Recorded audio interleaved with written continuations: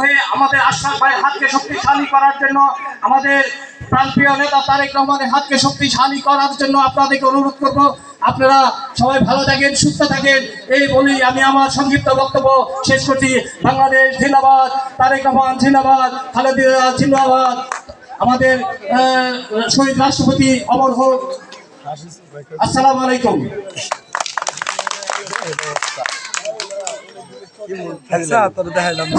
আমাদের মাঝে উপস্থিত হয়েছেন উপস্থিত হয়েছেন আমাদের রিপন ভাই সহ শ্রমিক দলের সাধারণ সম্পাদক মাহবুব রহমান। এ পর্যায়ে সংক্ষিপ্ত বক্তব্য অনুরোধ করছি দর উপজেলা বিএনপি সংগ্রামী সাধারণ সম্পাদক জনাব সেন্টু ভাই। সামনে